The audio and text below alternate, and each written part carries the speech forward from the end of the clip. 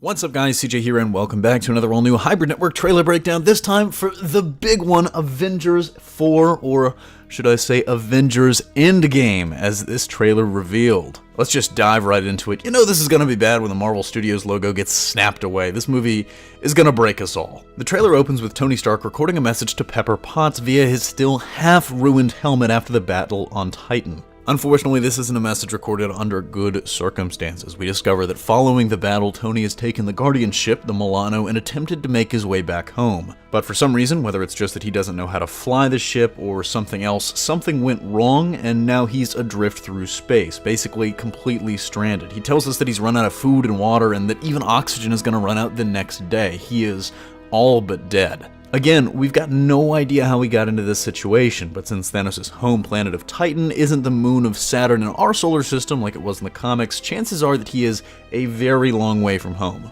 But the big question here actually isn't about Tony, it's about Nebula. Nebula was also stranded on Titan. She was the only other hero to survive the snap in the battle there, but the Milano would presumably be her only way off the planet after she crashed her stolen Sakharan ship onto the planet in Infinity War. We actually see a shot of her in this trailer on the Milano, and there it looks like she's comforting an unseen figure, which could very possibly be Tony himself. This does beg the question, who is going to save Tony and potentially also Nebula? The obvious answer is Captain Marvel. I mean, if she's been out in space after the events of her film, this could be a really easy way to tie her in. And wherever she is, she'd have seen the events of the snap, probably, and there's a chance that she'd find the ruined ship floating through space.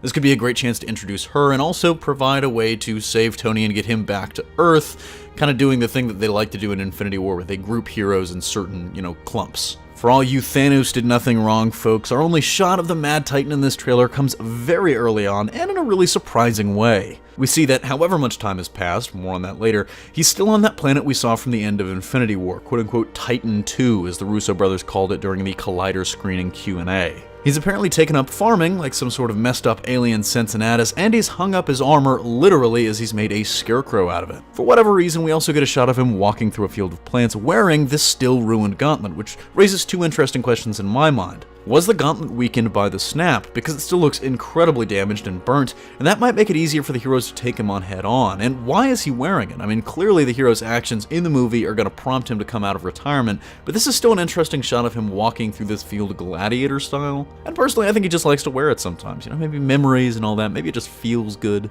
But back on Earth, the remaining Avengers are still coming to grips with what's happened. There's been some rumors of a time jump, and more on that at the end of this breakdown in a scene that very specifically addresses that, but we can see here that some time has passed for sure. I mean, Captain America is once again clean-shaven, is keeping his hair a little long though, and Black Widow is sticking with the blonde. But if you look at the exterior of the Avengers facility in these shots, it kind of looks like it's in disrepair. I mean, that would seem to support the idea that it's been a while since the events of Infinity War. And we don't know what their plan is. Cap calls it the fight of their lives, and he says he doesn't know what he'll do if it doesn't work, but we do get a look at his new suit from this film. It's a completely blacked out version of his old armor. It's not quite as raggedy as the suit he wore in Infinity War. This is definitely a new suit, just painted all black. And it actually just looks like a painted black version of his costume from Winter Soldier. It's very simple, very minimalistic, definitely looking like a stealth suit, and everyone's dressed in all black, guys. It kind of feels like a funeral. During these scenes at the Avengers facility, we also get a little bit of an update, some housekeeping, if you will, that they're keeping tabs on several quote-unquote missing people.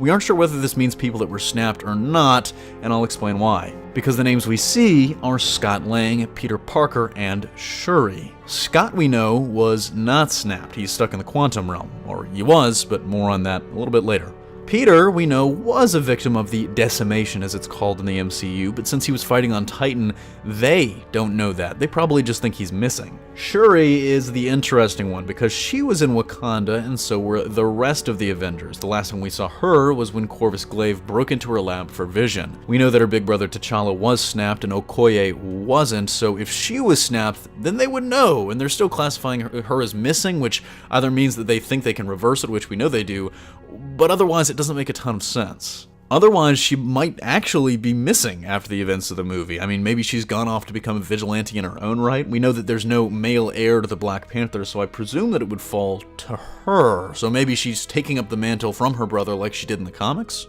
But in one of the coolest scenes in the trailer, we see Jeremy Renner's Hawkeye for the first time since Captain America Civil War and see what he's been up to in the presumed time jump since the snap, fighting the Yakuza. We don't know why he's fighting the Yakuza, but he's decked out in a vicious new suit, which is an homage to one of his alter egos in the comics, Ronin. Whether he's going by that name or not, we don't know. He's also now carrying a sick sword, which looks like he's been putting to good use as we see he's got several dead Yakuza members around him. But unfortunately, it probably hasn't been a happy few months or years or however long for Hawkeye, as we know that he was with his family in Infinity War after the events of Civil War, and the fact that he's up and left to change his whole identity and fight the Yakuza doesn't bode well for their fate. What's more is that when Cap is doing his monologue in the trailer and says that they lost friends and family, we first see Hawkeye highlighted during the lost family portion of that speech. And with that, we get an official look at the official logo for the film, which sees the A in ruins, kind of like half snapped, half looking like a shattered building, and the actual word Avengers is really interesting here too, as it appears translucent,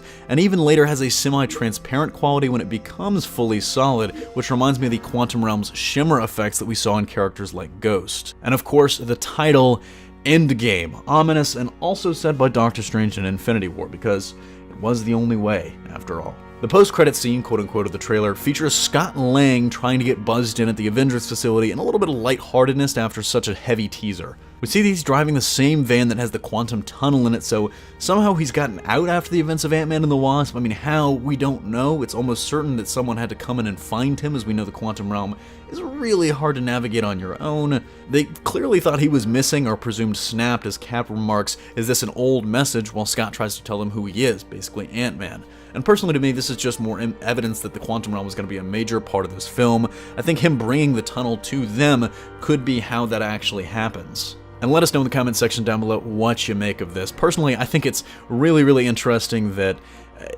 even a trailer like this, where there's no action, there's no shot of Thanos, there's no mention of the hero's plan, it can still get us excited for a movie. I mean, that's a testament to the MCU. It's a testament to how great Infinity War was on my mind, and it'll be really interesting to see what future trailers do. So, did this get you hype? Was it worth the wait? Can you wait to see more? Because I know that I can't. Well, that's going to do it for me here, though. Thanks for watching. Don't forget to smash that like if you like what you saw, subscribe for more great content every single day, and consider turning on your notifications to be alerted every time we upload a new video.